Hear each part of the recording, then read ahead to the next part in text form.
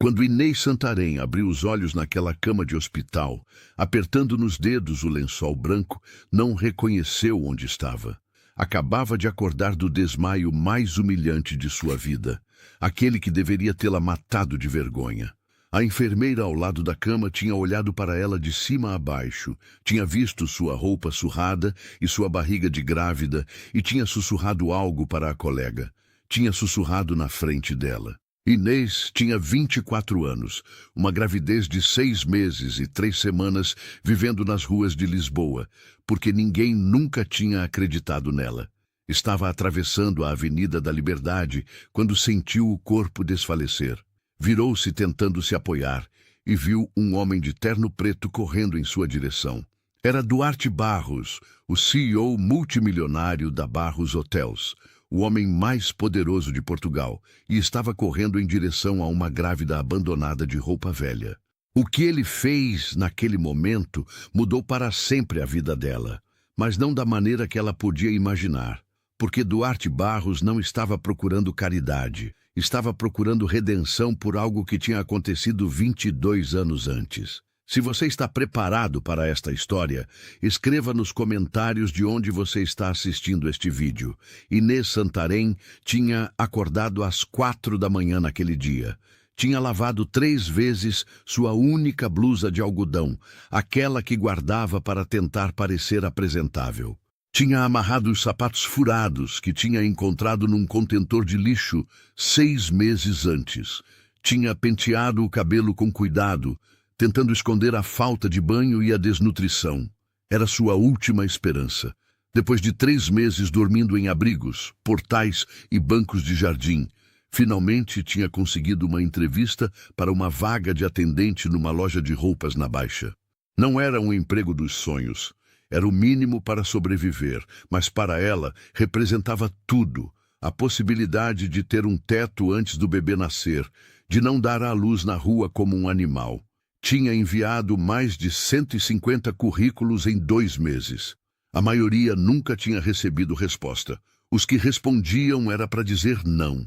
Assim que viam que ela estava grávida, a descartavam. Uma grávida solteira que queria trabalhar. Quem ela pensava que era? Mas a Boutique Elegância tinha respondido. Tinham visto algo em seu currículo, talvez o curso técnico de vendas que tinha completado antes da gravidez. Talvez os trabalhos temporários em lojas durante o Natal que tinha feito aos 18 anos. Tinham ligado para uma entrevista. Inês tinha chegado à Boutique Elegância às 9h30, meia hora antes do horário marcado. Tinha olhado aquela vitrine de vidro com manequins elegantes e roupas caras e tinha sentido uma mistura de esperança e terror. Dentro daquelas paredes, trabalhavam mulheres com roupas de grife, maquiagem perfeita e carreiras estáveis. E ela era uma mulher que até ontem tinha dormido num portal. Tinha se sentado na salinha de espera junto a outras 4 candidatas, todas jovens, todas elegantes, todas com bolsas de couro e celulares caros.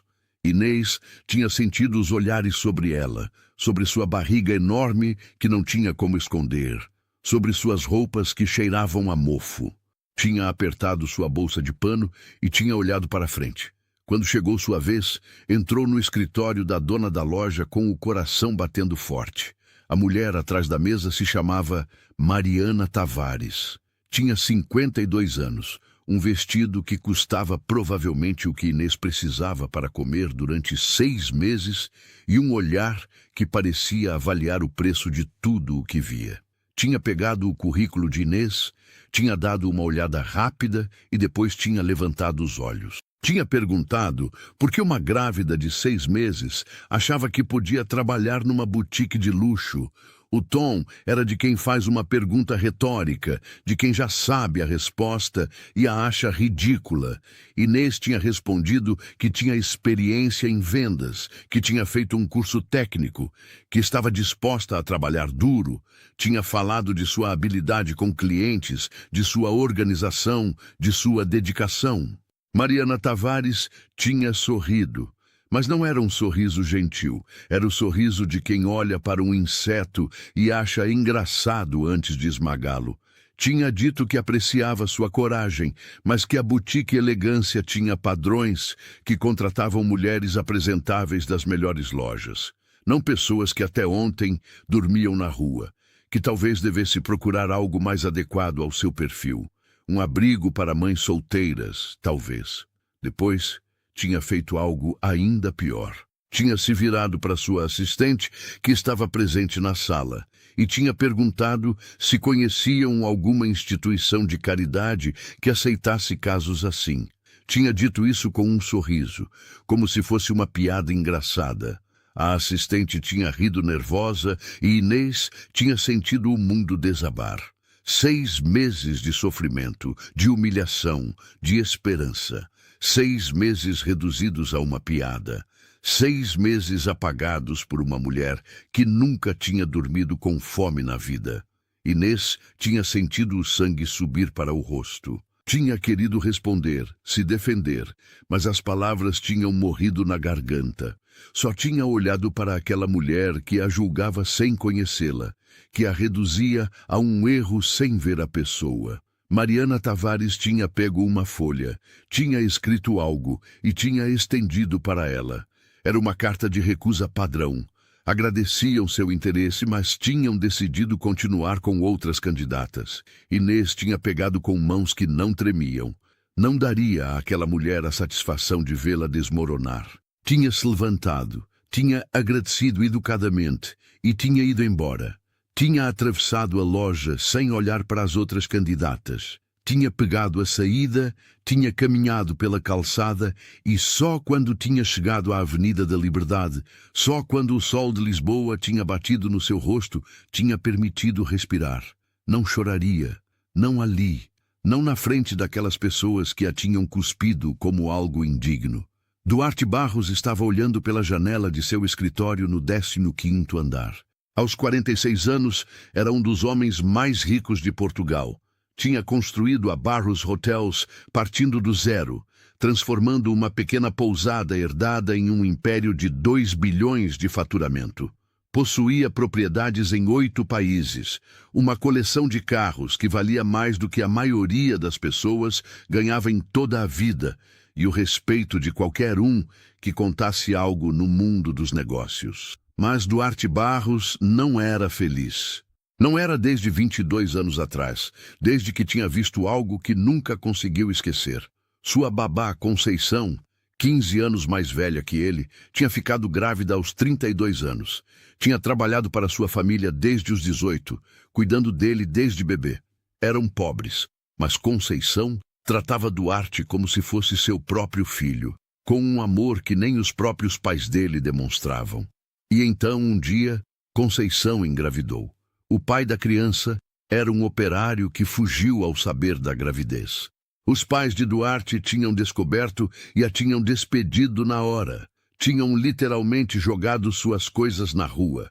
Duarte, com apenas 9 anos, tinha implorado para os pais não fazerem aquilo, tinha chorado, tinha gritado.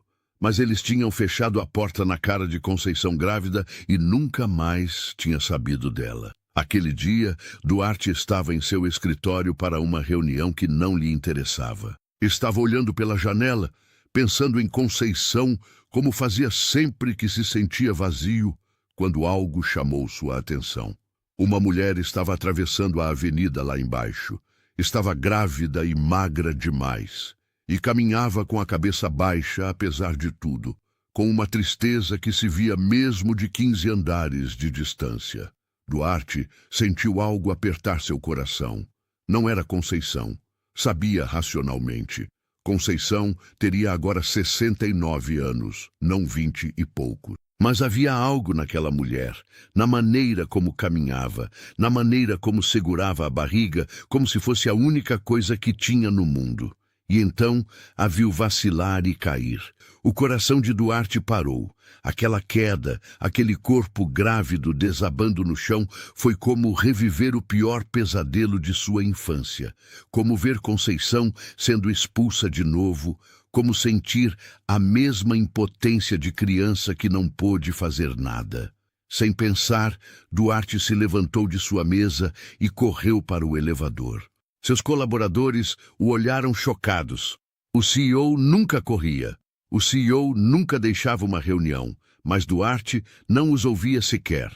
O elevador era lento demais. Duarte apertou o botão várias vezes, descendo os andares com o coração disparado, não pelo esforço, mas por algo que não sabia explicar. Uma urgência, um pressentimento, a certeza irracional de que aquela mulher precisava de ajuda. Chegou ao saguão ofegante, atravessou a porta giratória e viu a mulher caída na calçada com pessoas passando ao redor como se não a vissem. Correu. Duarte Barros, o CEO multimilionário que nunca corria, correu em direção a uma grávida abandonada de roupa velha. Inês estava semiconsciente quando ouviu uma voz masculina chamando por ela. Sentiu mãos firmes, mas gentis, tocando seu rosto. Viu um homem de terno preto ajoelhado ao seu lado. Era elegante, distinto, com cabelos grisalhos nas têmporas e olhos castanhos intensos. Parecia importante. Parecia alguém que jamais se ajoelharia ao lado de alguém como ela. Ficou confusa enquanto o homem gritava para alguém chamar uma ambulância. Ele a olhava como se visse algo que o atormentava. Seus olhos a estudavam com uma intensidade que a fez sentir desconfortável. Depois perguntou se ela estava bem, se o bebê estava bem. Inês não entendia o que estava acontecendo. Aquele homem elegante a olhava fixamente, como se fosse a coisa mais importante do mundo.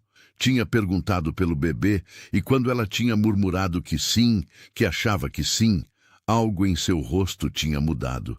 Parecia aliviado, mas também angustiado, como se tivesse esperado uma resposta diferente, mas também temido essa mesma resposta. Perguntou há quanto tempo ela não comia, onde estava morando, quem estava cuidando dela. Inês estava confusa, mas algo na intensidade daquele homem a empurrou a responder. Disse que não comia direito há dias, que não tinha onde morar, que estava sozinha desde que o pai do bebê tinha fugido. Duarte sentiu as pernas falharem. Sozinha, grávida, abandonada. Era exatamente o que tinha acontecido com Conceição. Exatamente o pesadelo que o perseguia há 22 anos. Perguntou o nome dela. E quando ela respondeu Inês Santarém, Duarte teve que segurar as lágrimas. Não era Conceição. Conceição provavelmente estava morta ou velha demais para que ele a encontrasse. Mas aquela moça era alguém que ele podia salvar agora. Inês o olhava cada vez mais preocupada. Perguntou se ele estava bem, quem era, por que estava fazendo todas aquelas perguntas. Duarte respirou fundo. Disse que se chamava Duarte Barros e que era o CEO da Barros Hotels. Viu seus olhos se arregalarem de surpresa. Viu que ela tinha entendido quem ele era, mas também disse que não era por isso que tinha parado para ajudá-la. Disse que quando era criança tinha visto alguém que amava ser abandonada grávida na rua e nunca tinha conseguido ajudar. Que não deixaria isso acontecer de novo, que não importava quem ela era ou o que tinha acontecido, ninguém merecia estar sozinha naquele momento. Inês sentiu o mundo girar. Aquele homem poderoso estava oferecendo ajuda, ajuda de verdade, não por pena, mas por algo mais profundo, por uma dor antiga que ela podia ver em seus olhos. Duarte não esperou resposta. Quando a ambulância chegou, foi com ela. Garantiu que fosse levada para o Hospital de Santa Maria, para a ala privada. Pagou tudo na hora. Ficou ao lado dela enquanto os médicos a examinavam, enquanto descobriam a desnutrição severa, a anemia, a desidratação. ¿Te está gustando esta historia? Deja un like y suscríbete al canal. Ahora continuamos con el vídeo. Os médicos explicaram a gravidade da situação. Inês podia perder o bebê. Precisava de cuidados imediatos, de alimentação adequada, de repouso absoluto. Duarte escutou aquelas palavras e sentiu as lágrimas correrem pelo rosto. Não podia deixar acontecer de novo. Não podia deixar outra mulher grávida sofrer, porque ninguém se importava. Inês olhava para aquele homem poderoso que chorava na frente dela, num quarto de hospital, e tentava entender. Duarte explicou tudo. Contou sobre Conceição, sobre o amor que ela tinha demonstrado, sobre a expulsão cruel que seus pais tinham feito. Contou os anos se sentindo culpado, as noites sem dormir, o vazio que sempre tinha sentido por não ter podido fazer nada. E depois disse o mais importante: Conceição não era apenas a babá que ele tinha amado na infância. Se o que Inês estava vivendo era verdade, se ela tinha sido abandonada grávida sem ninguém para ajudar, então havia uma possibilidade de que Duarte pudesse fazer agora o que não tinha conseguido fazer aos 9 anos, salvar alguém, dar dignidade a uma mãe, garantir que um bebê nascesse protegido. A promessa que Duarte fez mudou tudo. Inês Santarém seria cuidada. Duarte garantiria acompanhamento médico completo, alimentação adequada, moradia digna. Não era caridade, era justiça, era reparação. Era a chance que Conceição nunca teve. Duarte reconstruiu a vida de Inês pedaço por pedaço, conseguindo um apartamento pequeno, mas aconchegante em Campo de Ourique, pagando todas as consultas médicas, garantindo que ela tivesse tudo o que precisava. Inês nunca tinha pedido nada disso, nunca tinha tentado manipular, nunca tinha buscado vantagem, mas Duarte insistiu porque sabia que era a única maneira de ela sobreviver, de o bebê sobreviver. Nos dias seguintes, Duarte e Inês passaram horas conversando. Ele contou da infância com Conceição, das noites em que ela o ninava quando tinha pesadelos, das promessas que tinha feito de nunca esquecer dela. Ela contou de Tiago, do homem que tinha fugido ao saber da gravidez, das vezes que tinha implorado a própria família por ajuda e sido rejeitada. Reconstruíram juntos as histórias de abandono que os conectavam, juntando as peças de um quebra-cabeça que tinha ficado incompleto durante décadas. Mas Duarte não tinha esquecido de onde tinha encontrado Inês. Uma tarde, pediu que ela contasse sobre a entrevista. Inês hesitou. Não queria parecer uma vítima, não queria que seu salvador achasse que estava procurando vingança, mas Duarte insistiu e no final ela contou tudo. O riso de Mariana Tavares, as palavras humilhantes, o olhar de desprezo. Duarte escutou em silêncio, mas seus olhos ficaram frios como gelo. No dia seguinte, convocou uma reunião com vários empresários da Baixa. Ninguém sabia do que se tratava. Mariana Tavares entrou na reunião com seu sorriso confiante de sempre, convencida de que se tratava de um assunto de negócios. Duarte falou durante 1 hora. Falou dos valores que Lisboa deveria ter, do respeito que cada pessoa merecia, da diferença entre avaliar candidatos e humilhá-los. Não mencionou nunca o nome de Inês, não fez nunca referência a um caso específico, mas todos entenderam. No final da reunião, Duarte anunciou que boicotaria pessoalmente qualquer estabelecimento que tratasse mulheres grávidas com desrespeito. Queria ver como as coisas funcionavam. Queria garantir que as pessoas fossem tratadas com dignidade. Mariana Tavares estava pálida como um fantasma. 2 semanas depois, durante um evento social que Duarte compareceu, Mariana cometeu o erro de fazer um comentário cruel sobre uma garçonete grávida. Duarte a confrontou na frente de todos. Perguntou se ela achava que a barriga de uma mulher era mais importante que sua humanidade. Perguntou se acreditava que a situação social de uma pessoa determinava seu valor. Mariana gaguejou desculpas, tentou se justificar, mas Duarte já não a escutava. Disse que Lisboa não precisava de pessoas que julgavam os outros pela aparência. Disse que seu estabelecimento seria boicotado por todos os seus contatos. Mariana Tavares fechou a boutique 3 meses depois, oficialmente por crise financeira. Na verdade, todos sabiam a verdade. Inês soube do ocorrido e foi ver Duarte. Disse que ele não deveria ter feito aquilo, que ela não queria vingança, que só queria seguir em frente com sua vida. Duarte sorriu.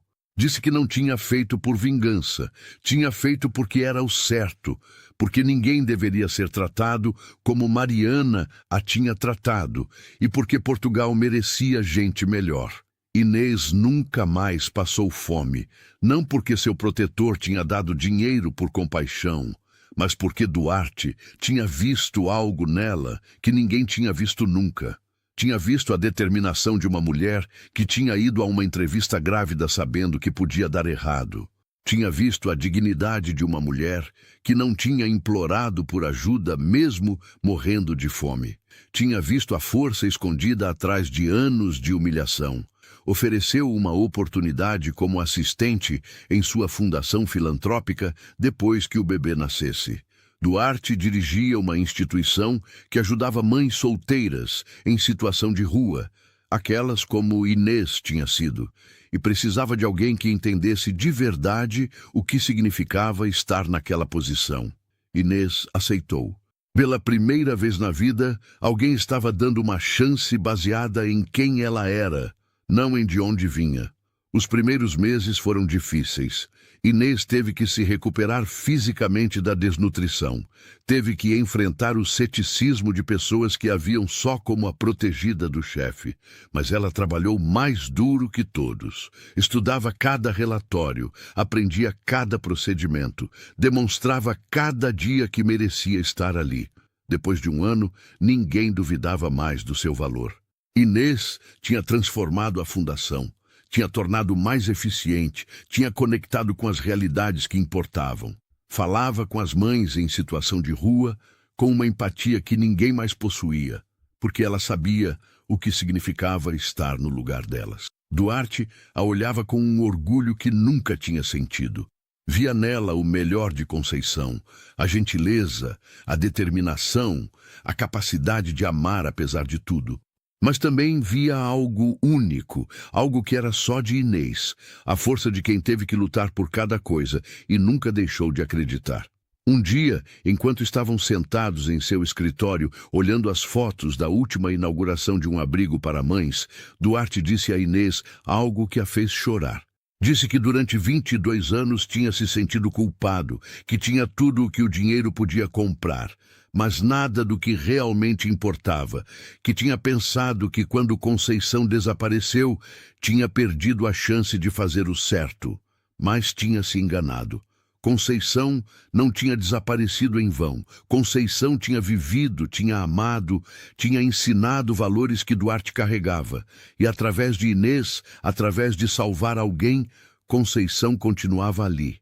Cada vez que Duarte olhava para sua protegida, via que a promessa que tinha feito de criança finalmente se cumprira.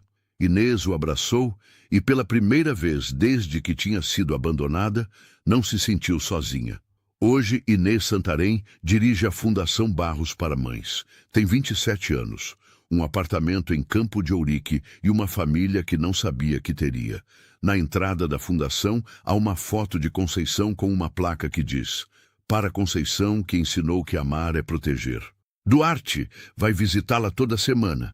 Almoçam juntos, falam de trabalho, mas acima de tudo falam de redenção, compartilham as memórias, reconstroem histórias, mantêm viva a lembrança de uma mulher que amou com todas as forças, apesar da vergonha que sofreu. Em seu escritório, Inês guarda ainda aquela roupa surrada que usava quando desmaiou. Duarte pergunta sempre por quê, e ela responde sempre o mesmo. Porque lembra de onde veio. Porque lembra que o valor de uma pessoa não se mede pela roupa que veste ou pela situação em que está. E porque lembra que às vezes, quando você acha que perdeu tudo, o destino só está preparando algo maior. Aquela carta de recusa que apertava naquele dia na Avenida da Liberdade está emoldurada junto à roupa. Às vezes, Inês a olha e sorri, porque aquela recusa não era um final, era o começo de tudo.